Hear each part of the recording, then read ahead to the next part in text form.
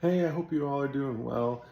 I can't believe, over 3 weeks into the new year already. And January 1st, our agency law changed here in Washington State. And one of those changes was that we are required to have a buyer broker service agreement where we have an agreement between us as an agent and a buyer. One of the questions that comes up is, in that agreement, we talk about compensation. How much is the buyer paying the agent for their service?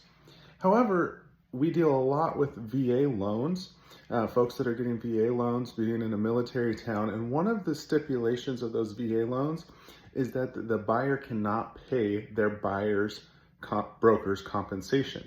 So how does that work? If I have an agreement with the buyer that says they're going to pay their agent, but VA loan says that they can't. Well, that's where we get to negotiate. We get to be the agent for our client, and we get to negotiate with the seller if they're not already offering compensation. How do we fill out the buyer agency agreement, buyer broker service agreement? That's a question that I've gotten a few times now as the DB is, how do we complete this? Do I just put zero? Because then the buyer can't pay me, so I just put zero. Or do I put X amount? Well, if we put zero, the buyer's not obligated to pay any buyer broker compensation, and in turn, we can't go negotiate with the seller on the buyer's behalf.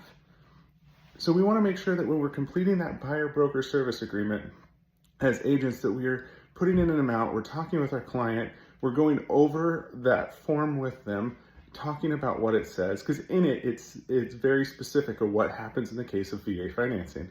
So make sure you're reading the form, going over it with your client, completing it correctly. You do want to put an amount in there and then have that conversation with your buyer of how you're going to work for their best interest and negotiate on their behalf, just as you do with any other term in the contract. Hope that answers a question for you. If that's come up, I'd love to hear from you on your experience as this has become standard practice in our industry here in Washington State over the last 3 weeks. What it's been like for you. Share your experience. We all learn together when we share experiences together. Have a great rest of your day.